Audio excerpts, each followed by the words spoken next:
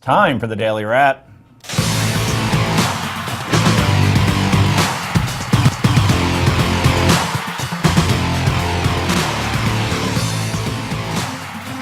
And welcome to the show, everybody. I'm joined by my co-host and bowling partner, Forbes columnist Rick Unger is here.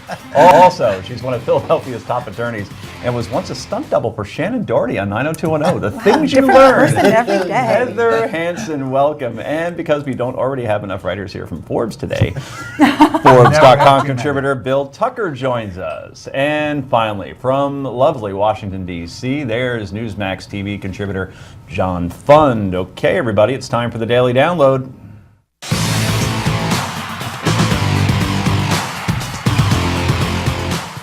And President Obama continues to push forward with his goal of striking a deal with Iran while keeping Congress out of the loop. Secretary of State John Kerry visited Face the Nation Sunday, where he was asked if he would apologize to Iran over Senator Tom Cotton's open letter. I'm not going to apologize for an unconstitutional and unthought-out action by somebody who's been in the United States Senate for 60-some days. That's just inappropriate. I will explain very clearly that Congress does not have the right executive agreement. Another president may have a different view about it. We do our job correctly. All of these nations, they all have an interest in making sure this is in fact a proven peaceful program. And Senator Cotton had a chance to respond to Secretary Kerry. You heard what the Secretary said. Unprecedented, inappropriate, unthought out, unconstitutionally wrong. What were you trying to accomplish, Senator? Bob, I and 46 other senators are focused on stopping Iran from getting a nuclear weapon, and we wanted it to be crystal clear that Iran's leaders got the message that in our constitutional system, while the president negotiates deals, Congress has to approve them for them to be lasting and binding. And I have to say, I'm surprised by Secretary's comments this morning because just a few days ago, he testified before the Senate to say that any deal would not be legally binding. And if you think Senator Cotton stopped there, you'd be wrong. And now he says that future Congresses can't change a mere executive agreement if we disagree with them or if a future president disagrees with them. That's not the way our constitutional system works, and it's certainly not the way we should be negotiating with Iran. And then on Saturday night, White House Chief of Staff Dennis McDonough, sent a letter to Senator Bob Corker, who happens to chair the Foreign Relations Committee, essentially telling him to back off any legislation that would require Senate approval for a deal with Iran. So, John Fund, let's start with you. The White House is hell-bent in keeping Congress out of this deal, aren't they? Well, as they should if they're a runaway executive branch. I understand what they're trying to do. They're trying to cut their own deal behind closed doors and then foist it on the American people. Now, normally, I'd have no problem with that, but we're dealing with Iran. And there's one thing we've learned from Jimmy Carter to Ronald Reagan to George Bush. Over and over, presidents have been snookered by Iran. That's why Congress is so concerned. So the president could seek a treaty if he had a good deal. That would require a vote of the Senate. However, he's not going to do that. He's going to do the executive agreement. That's substantially less assent that he requires. So the question I have is, if the deal is as good as they say it is, why won't they submit it to a Senate that, frankly, would support a deal that actually was binding and actually did do what they said it would? John, it's Rick Unger. Here's the question that I have. I've been trying to do some research on understanding the difference between an executive agreement and a treaty. Very hard to figure out. The one thing I have figured out is that in the modern age, 94.6% of all of our agreements with foreign nations have been executive agreements. Now, I actually agree with you. I think this should go to the Senate and be treated like a treaty because I think they should have advice and consent. But can you tell us what determines when it's an executive Rick, I have agreement? one question to you. What percentage of negotiations with a foreign power that involve nuclear weapons have been treaties versus executive agreements? That's a great question. The only one that comes to mind is nuclear weapons SALT. are really a big deal. Yeah, but they can blow up the world. I'm not That's disagreeing. why they're treaties always. John, I'm not disagreeing with you. I actually agree with you on this. I'm just wondering if you can tell us the difference between an executive agreement and a treaty, because I can't figure it out. If it's nuclear weapons, it should be a treaty. Okay. Heather Hansen here. I have a question for you. Today, Rand Paul was at South by Southwest, and he was asked about this, and he said that one of the reasons that he signed the agreement was to give the president a stronger stance in negotiations, to say, well, I've got to deal with Congress on this as well, and they may not stand behind me. Do you think that any type of that thought went into signing that letter, or do you think it was more just an utter frustration with the administration running around the Congress? I think we know what he thinks. I think thought did go into that, but it was an afterthought. Yeah, that sounds about right. Yeah, I mean, do you think that the letter would have been better received and better thought out had it been addressed to the New York Times, the people of America, the president himself, rather than to Iran? Oh, clearly it was a tactical mistake to address it to the Iranians.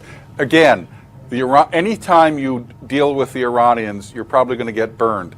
Ask Jimmy Carter, ask Ronald Reagan, ask every other previous president. So, John, this segment's absolutely no fun at all. You and I agree on almost everything, and that doesn't happen very often. But let's see if we can keep it going, all this peace and love. So they've done this, right? They send the letter. Do you think the letter will actually get in the way of concluding an agreement, for better or for worse, or do you think it's a no harm, no foul?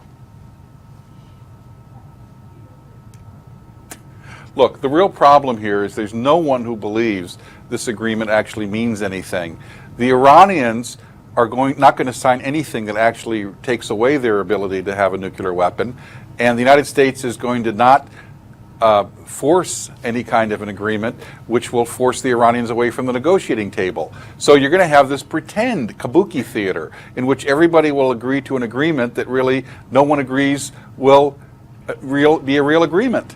The real news here is not what's happening at the diplomatic table, it's the price of oil, which just hit a low of $42, $43 a barrel. That's what's going to hurt the Iranians. And that's what may bring the Iranians, after a few more weeks or months of such low oil prices with their economy cratering, that may bring them to the table with some real substantive agreements. I think that the Saudis, by agreeing to the price of oil continuing to stay low, are putting the real pressure on Iran, not John Kerry. John, I guess even in Tehran, it's the economy, stupid, and perhaps you're right. Oil may be ultimately the decider here, and not any sort of treaties or Well, any we other did see name. riots in the streets in 2009. Those could happen again, and the regime certainly doesn't want that. John, we appreciate you joining us. Thanks so much. And coming up next, Secretary of State Hillary Clinton changes her tune on whether or not every email was reviewed by her staff. This is the Daily Wrap, only on Newsmax TV.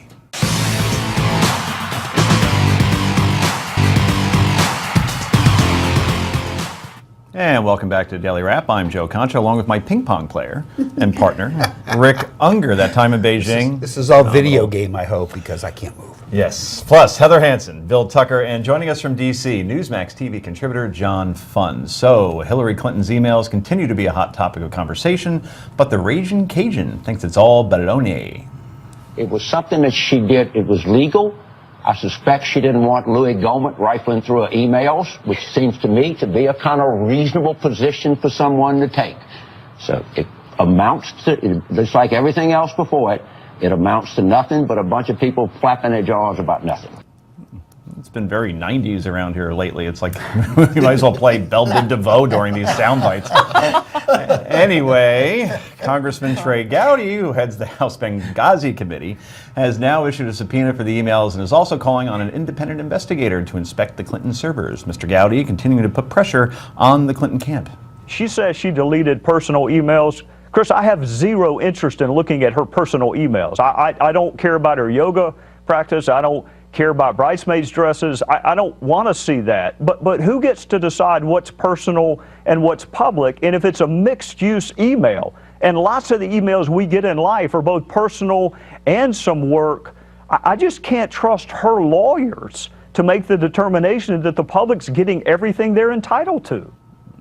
Okay, so two very distinct thoughts on this. Heather Hansen, do you see an independent inspector coming in to look at the Clinton servers? I think it's going to happen. I think that there are enough different ways that it could happen. And most importantly, and Rick and I were talking about this earlier, the AP lawsuit. What they had requested in 2013 included things like, in John's article, conversations that she had by email with Cheryl Mills. Nobody ever did a search for Cheryl Mills' name. Conversations about drones and and special counsel, nobody ever did a search for those things either. The fact that those things weren't included in a search gives a court a reason to say you've got the opportunity to look at that server to see what you're missing. And I do think it's going to happen. Bill, know where I think the pressure is coming from as well, and that is that it's Democrats and usually friendly people in media circles that are going after her. If you read the Maureen Dowd column yesterday that everybody is talking about today, I mean, that was just an evisceration, and I love using that word. And Jon Stewart took her down on the Daily Show as well, and Senator Feinstein has criticized her. So she's getting hit from enough.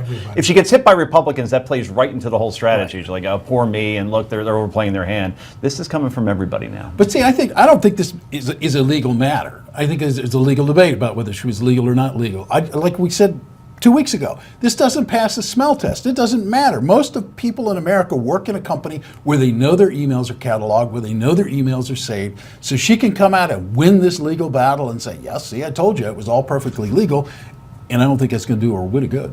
Rick? Hey, John, you're still with us, right? We still have John Fund with us, I hope? Good. John, I wanted to ask you a question because I read your piece yesterday. You wrote an excellent piece in the National Review talking about, picking up on what Heather said, Hillary's cleanup team, as I think you called them. How do they factor into this? How does Cheryl Mills factor into this? Are we just going full-blown 1990s all over again? Because I don't think I can take it. Well, let's be clear. Hillary Clinton said the reason I did this was I wanted the convenience of carrying one device and not two devices. Well, now we know she carries 4 devices, and there's no convenience that was involved. If there was just convenience, why in the world is Cheryl Mills, her chief of staff, and Huma Abedin, her personal aide, why were they on the server using only private emails? Obviously, they wanted to shield them from congressional and other investigators. James Carville gave the game away. Off message, James. You didn't use the word convenience. You said she didn't want the Congress pawing through her emails. Well, that's what happens when you're in government. Congress has the right to look at your emails. So this obviously is a cover-up. So now the question is, can they enforce it? Can they get the server? And I don't think they're ever going to pry that server out of her, whether it's in an apartment building in New York or whether it's up Chappaqua, wherever it really is. The bottom line is she's going to stonewall. She always has stonewalled for 25 years in public life, and I think it's right. Most people are not going to vote on the basis of missing emails, but it's going to infuriate the media, and I think the media's relationship with Hillary Clinton is going to go through a real shift now because, I mean, let's face it, the new watchword here is distrust her and then verify everything. So, John, let me pick up on your point about Congress. Today, John Boehner told us that he's considering forming yet another investigative committee to look into Hillary things. Now, as somebody who believes that the all-new and allegedly improved Benghazi committee is dedicated to really researching Hillary, that's what it's been about from the start. Are the Republicans now in danger of doing what they always do, which is overplaying their hand by appointing another Hillary committee? I don't think so, because Benghazi is about one discrete event that happened on one day in 2012 where 4 Americans died. And the other emails, of which there are 35,000 pages that supposedly have been destroyed. Nixon didn't destroy the tapes, Hillary destroyed the emails. There's lots of subject areas there that it can be of great interest, such as the Clinton Foundation. Huma Abedin, her personal aide, was working both for the State Department and for the Clinton Foundation at the same time. Government employees aren't supposed to do that, have a private job and then a public job. That is an area that's of real interest because we now know the Clinton Foundation is this giant churning mess where all kinds of foreign governments have been contributing money to it. Well, you know, John, the Clintons are not known for having 10 ears, and they appear to have a 10-year, and maybe you just hit on why. They don't. They understand exactly what's at stake. They understand that if these emails are released and they are gone They know through, exactly what's going on. Yeah, exactly. They also know that if they stay silent long enough, this will go away. You know, I'm not so sure it's going to go away. Did you see on Friday the State Department was actually ordered to release some of her flight manifests, Hillary's flight manifests, because it had been requested by Citizens United for years and years and years. Finally, a judge known to be a liberal judge, came out and made a decision that those flight manifests have to be released. Do you really think, John, that a judge is not going to make, because, you know, Well, look. I'm sorry? In a couple of years, maybe January, February, March of 2017 when we have a new president. You can delay and string this out a long time, and the Clintons have plenty of lawyers to do it. Yeah. The separation agreement, John, is also something that I find interesting as well, that whether she signed it or not, she hasn't answered that question yet. We're only down to That is about a 15 problem. seconds. So final word on that, 15 seconds. Well, when she left the State Department, she had to sign an agreement saying she was going to turn over all of her public records. She didn't do that. So either she signed it and she violated the rules, or she didn't sign it and she violated the rules. So it's not going to be a major felony, but it sure looks sneaky. Well, John, we appreciate you joining us. Thanks so much. We'll be talking about this again, I'm sure. Anyway, our potlucks are a little bit on the way. Daily Wrap, only on Newsmax TV. Stay tuned.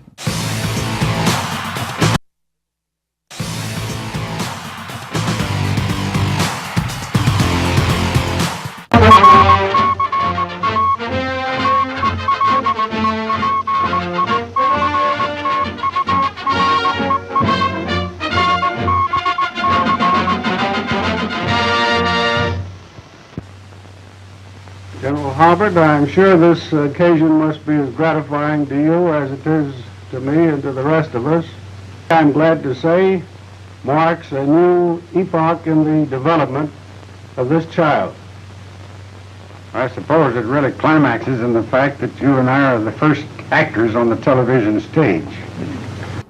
It's interesting that whoever decided to set up the camera said, let's put it about 50 feet back. I mean, that part should have been, the easy part, said the broadcast. Anyway, guess what? That was July 7th, 1936, otherwise known as the date of Rick's Sweet 16 bash. I remember that day well. Yes. It was really extraordinary being there. It's like a bar mitzvah, but different. But anyway, for the first time ever, NBC, with the assist from RCA, as you saw, broadcast the first television show ever. Of course, there were only 3 TVs capable of viewing the broadcast, but look what it laid the groundwork for. We had Jack Benny, to Bewitched, to All in the Family, to Alf, to Seinfeld, to Game of Thrones. Watching the tube is here to stay. Or is it? According to the New York Post, in an article that was in today's edition, TV ratings are seeing major declines. February was the 5th straight month that viewers have tuned out by double-digit numbers. Only 3 networks have seen an increase in viewers. That's HGTV, Discovery, TBS, and,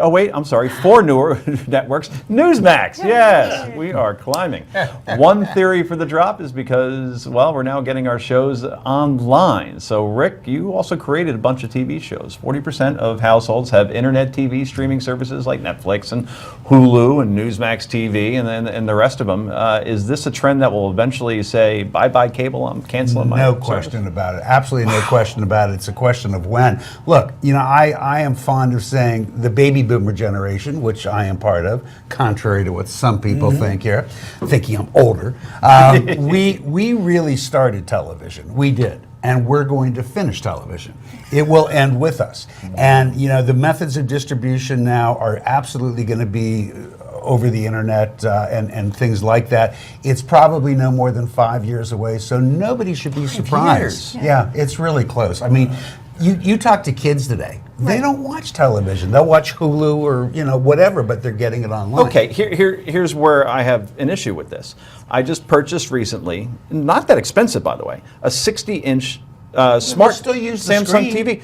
Yeah, I know, but will it be as easy to change channels? Like right now, if I want to, I got to hook up something and I got to go through 20 different things in my remote, and it just seems so easy to just go through my cable. I know it's expensive, but I can never see myself parting with it. But the thing Really? is, with a smart TV, you can have it at home and then go on your vacation and watch what you have at home on your vacation. It really, once you figure it out, it makes it really easy. And Rick's point is well taken. There was a poll done today of millennials about how they get their news. Number one way is social media, and second way is searching. So they are looking for content as opposed to having the content just sitting there in front of them. And I think that that's going to continue across the board, whether it be entertainment, news, whatever it may be. And I think you're going to see content in all different kinds of arenas. Yeah, but I don't think we're talking about the death of TV. I mean, we're talking about smart TVs. We're talking about TVs. It's the delivery. It's the delivery. Yeah. And I see that in people of my generation, which are a lot younger than your generation, and I see it in my kids. They do not get my son does not. My son hasn't watched a network except for maybe a sports network. and I don't know when. He gets all of his stuff through Hulu. He gets all of it through, alternative means, Netflix. In fact, I remember meeting with a television producer 4 years ago, and he said, the future of television is Hulu, and that's where I'm working now. And I laughed while we're having coffee. I always said, find no it way. interesting, sorry to cut you No. off, that when you look at the average age of the 3 cable news networks, and Fox, the average age, which means it's above and below, Right. 68. And even MSNBC, which is to be cool and hip and for liberals, 63.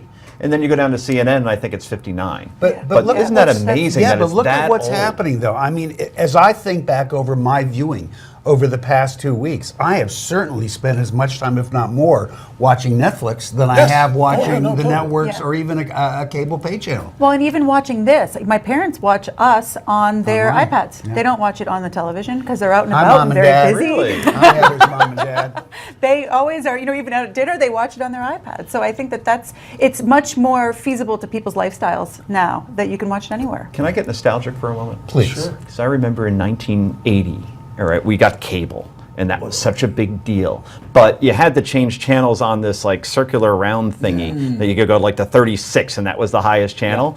But the thing only had like a 2-foot cord, so you had to go to the TV every time you wanted to change the channel. And then one day we went to Radio Shack, and we realized that we could extend the cord, and we could get it all the way out to the coffee table. And my brother and sister and me would be fighting over to control this thing to the point where we You want to broke get it. really nostalgic? Yeah. 3 channels, UHF, VHF. Oh, right. I remember that. Yeah, well, really nostalgic. I remember when we got a color television. I and do I too. watched the Red I do Skelton too. show. Yeah. First show I watched My in color. favorite Oh my show. God. My favorite show. Do you know the We Red gotta Skelton? go. Oh. I'm so sorry. Skelton was the We'll show get the before DeLorean in the the 1.1 gigawatts. We'll go back in time. It's time for Potlucks next. This is the Daily Wrap.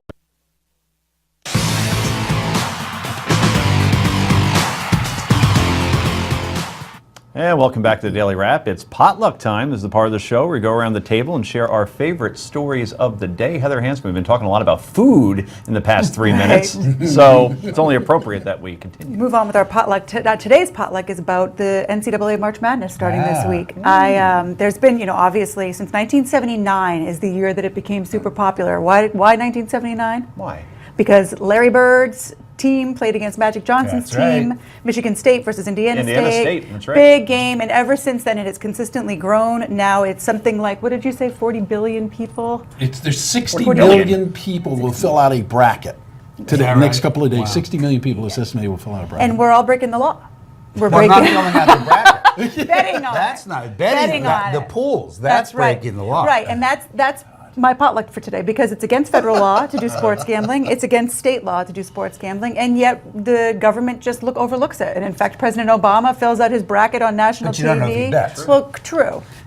Now, no one has really been enforcing this since the early 90s. In 1992, an 18-year-old kid was arrested in his homeroom Is that right? for handing out the No. brackets in his homeroom as a misdemeanor. Wait, but that's not illegal. The brackets Well, aren't apparently he illegal. was taking money at the same That's another story. But the interesting thing is tomorrow, the NCAA is going to court in New Jersey to fight against legalized sports gambling. And I think it is absolutely ridiculous. We have lotteries, we have lottos, we have scratch tickets. Obviously, it's not gambling that's the problem. It's the fact that the sports teams are not yet able to make money off of the gambling that's the problem. So I really think that there's got to be a time. And I think the NBA, Adam Silver, the NBA commissioner, has sort of said it's sort of inevitable, but the time has got to come, and Jersey's pushing for it, for sports gambling to be legal. It's absolutely inevitable. I'd like to nominate Pete Rose to head up the commission. Hey, That yeah. would be That's a good hailing idea. it. Thank you. And we He's can go one experienced. better, too, because it's estimated that we will lose $1.9 billion in wages and time worked. Yeah. Cost us $552.6 million an hour. hate- But here's my favorite part. Yeah. John Challenger, the CEO of Challenger & Gray,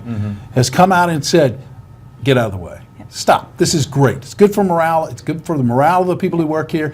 It's like trying to stop a freight train. Jump you're- on board and embrace it. You're going to lose that many work hours Thursday and Friday alone when the Well, that's- when the no open doubt hours about are it. That's out. where it's No doubt at. about it, yeah. But you know what, though? But If it isn't- nobody's ever been prosecuted, right? Except that one person. Except the that kid. I'm unaware of. Not as far as I could see when I was looking into Right. it today. I don't think it ever has. But it also, fantasy sports in most states are legal because it has some sense Right. of skill, and it's not just picking a team. But there's a sense of skill. I mean, didn't Warren Buffett last year say he would give $1 million to Billion. anybody, $1 billion Billion. to anybody with It's the perfect impossible. bracket? It's It's And nobody impossible. did it, right, can't Yeah, be I done. saw there's a statistic that says 9 seed beats the 8 seed 52% of the time. You But can, otherwise, you can it's get the pretty winner. much That's not that hard. But you can't the win bracket every one perfect all the time. way Yeah, along. yeah. That's what makes it fun. I got my annual email that I get every year, and I have since 1997, from some friends that work down on Wall Street. And if you want in $5,000, fill out a bracket. It's over $1 million now to the winner.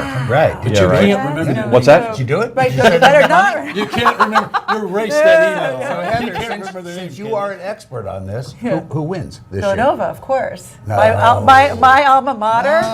They're first in the Big East. I'll tell you who never doesn't win. know. Who? And we'll have to end it Kentucky? there. Kentucky does not win. Then Wisconsin wins. They have not been challenged in that conference, and they're going to be exposed in Wisconsin. the Sweet 16 by the University of Maryland, and we'll play back the tape gladly. Okay. Anyway, Bill Tucker, you're up next. Well, that was my potluck. I'm jumping in on it too, because what I think is phenomenal is it is an American phenomenon. It's ingrained in the fabric of what we do, who we are. It's fun. Stop it.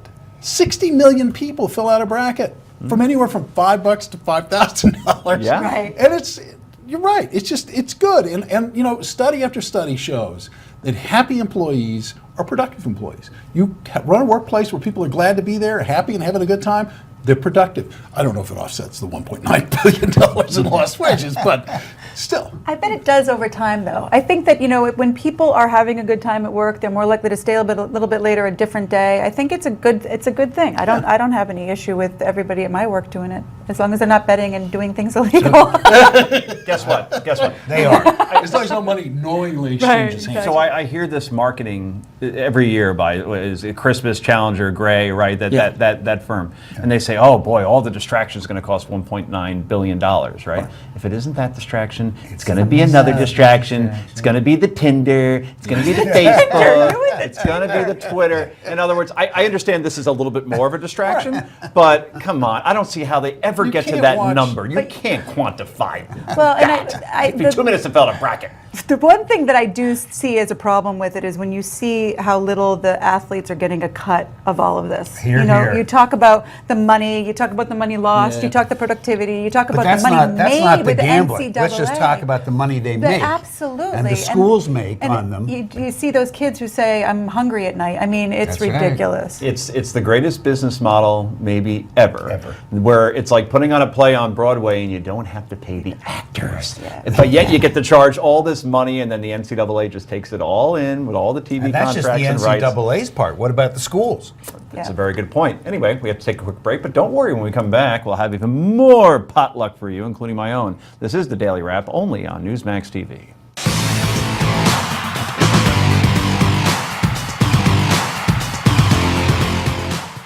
And welcome back to the Daily Wrap. I'm Joe Conchin. If you're just joining us, we're in the middle of our potluck, where we're sharing our favorite stories of the day. Ricky Younger, what you got?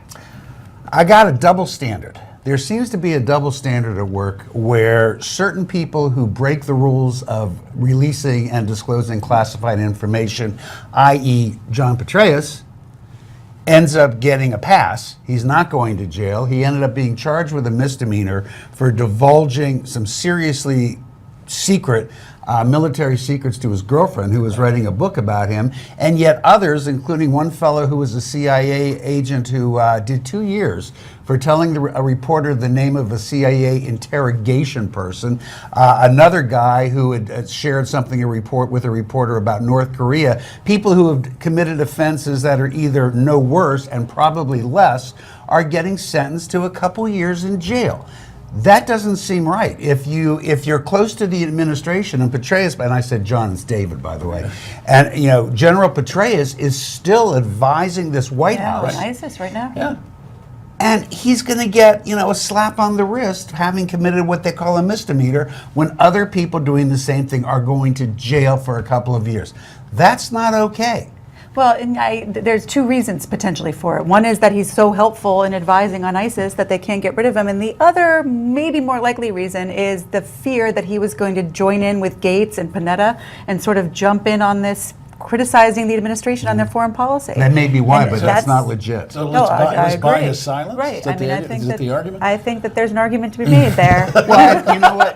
There's actually a long history of this happening. John Fund and I were actually talking about this earlier today. There is a long history of those who are closest to whatever the administration is. Somehow it's not so terrible when they do it, but yet when someone else does it, you know, they go to jail. It's Well, crazy. If you're the family members of those people who are pretty going to serious jail, to you, I saw you that bet. interview. But you know, you do have to give a little bit of leeway, because there's always prosecution discretion. There's always discretion for judges. There's always discretion for prosecutors, and so there's always going to be some hypocrisy in the system. Now, this is really to the nth degree. You're saying it was a job well done in Iraq and Afghanistan and all the work that was done there. They're like, yeah, he may have, you know, made some mistakes here. He probably should be in jail, but, you know, he did such a nice job. Well, Let's not prosecute him. There's that, or he might come around and say our foreign policy stinks, and if we give him this nice deal, maybe he won't do that. Those are two different ways of looking Or he's at got it. friends in powerful places Yeah.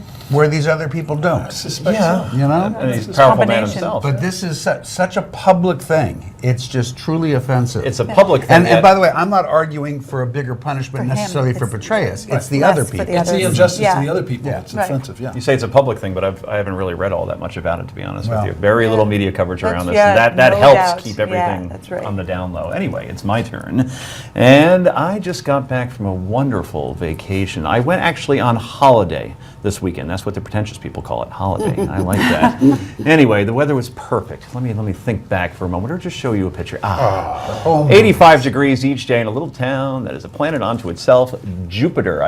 There's conch cruises there. Look at that.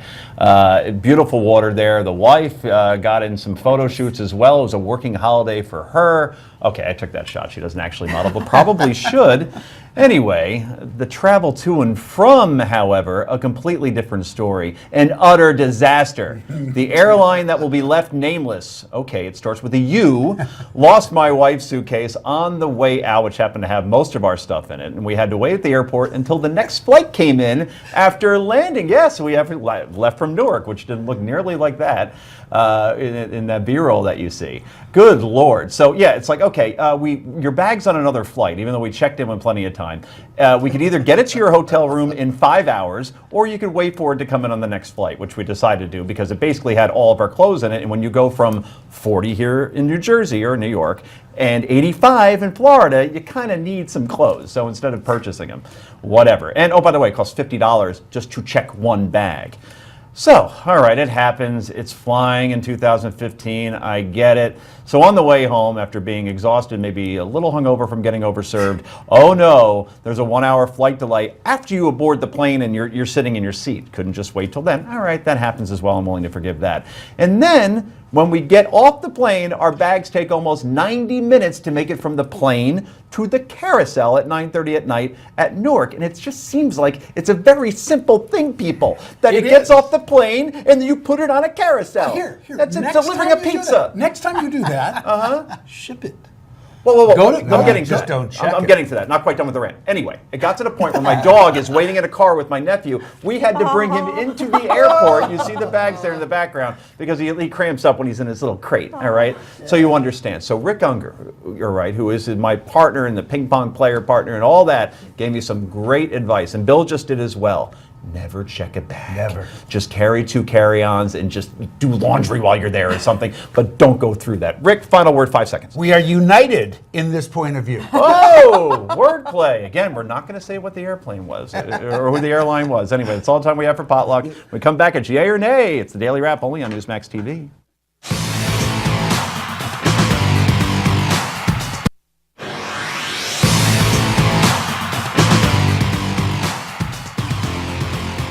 And welcome back to the Daily Wrap. It's time for yay or nay. Well, the Kentucky Wildcats, as we mentioned before, not only big winners at Sunday's SEC Championship.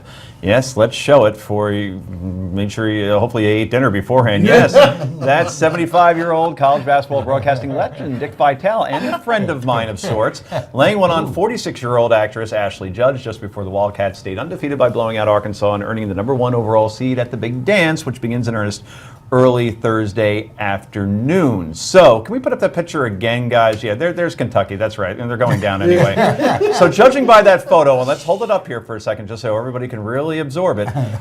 Judging by that photo, is Ashley enjoying herself as the yay or nay question, Rick Unger? That's clearly a nay. Dick Vitale, on the other hand, he's going to have a heart attack and die. It's awesome, baby. What do you think, awesome, Heather? baby. Listen, she's a huge Kentucky fan, so she probably had fun later when they won, but right there, she is not enjoying herself. Let's make it unanimous. There's a no on Ashley's part and an absolute yes on Dick's part. Okay, well, I love Dickie V. He does some great work at charities with obviously the Valvano Foundation, and I've met him a couple times, and even when I was just an impressionable 19-year-old college basketball sideline reporter, he gave me an interview right after he did it, and he had to get to a flight on ABC where he probably didn't check his bag, which is a good thing, and ever since then he's always been friendly to me every time I run into him. So that said, that was just very unsettling, that kiss, so I'm on the nay as well. Anyway, if you have skydiving, he said, skydiving on your bucket list.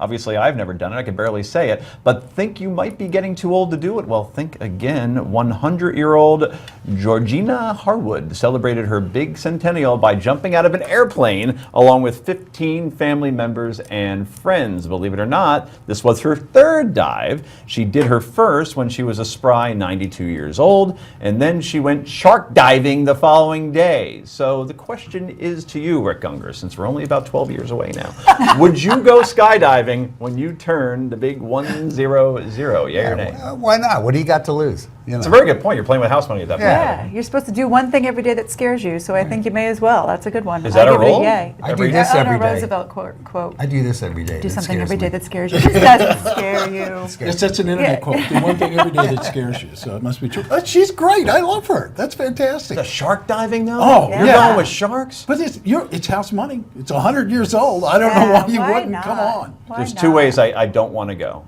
All right, one's by shark, but the worst one is by alligator.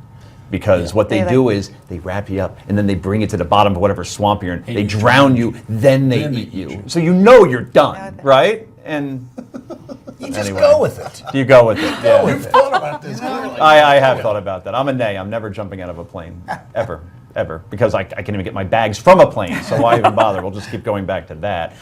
Anyway, Rebology Cars Incorporated, a custom car company based in Central Florida, there's Florida again, unveiled their 1964 and a half Mustang on Saturday. The car is a replica of the classic 1964 Mustang. The price of the one-of-a-kind replica starts at $195,000 and features a Ford licensed body and looks just like the original, but it comes with all sorts of modern features like Bluetooth and keyless entry and air conditioning and stuff. So, would you spend over $100,000, close to $200,000, for a brand new classic car that doesn't even have a real year attached to it? Yay or nay, Mr. Tucker? No. I owned a 1968 Mustang, 289 engine, automatic transmission, fastback, baby blue. It was a real thing. I loved that car. I wouldn't drop $100,000 on a fake car. Heather, before you answer, when guys talk like that about their car, and they can reel it off again. I'm serious. Do it again. It was a 289 engine. It was an automatic transmission. It was a fastback, powder blue.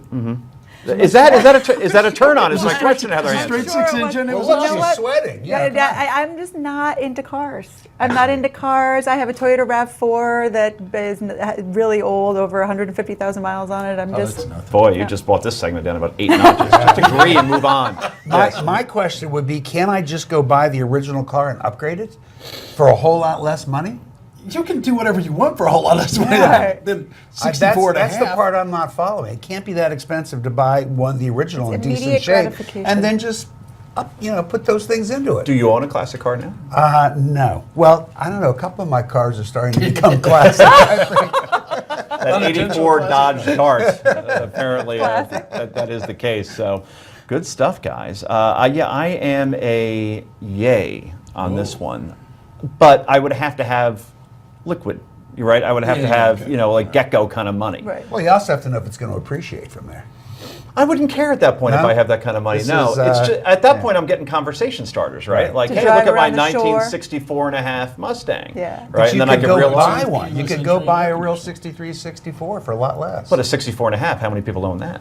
Right. Not You many, want to be right? special. yeah, no, And I would say, I would say to do it to impress Heather, but apparently she It doesn't. wouldn't work. For care about it. replicas, if you like replicas. Wouldn't work I mean, at you'd have all. like real air conditioning instead of the kind you used to have to put in that Yeah, was but set you can underneath the get all dash. that. You can All right. put all that in. Let's do it. Oh, well, no, we got to go. I was about to do a lightning round on what our first cards were, but we'll have to do that for tomorrow. Anyway, that's our show. Thank you, panel. Appreciate it. We're back tomorrow night at 6 p.m.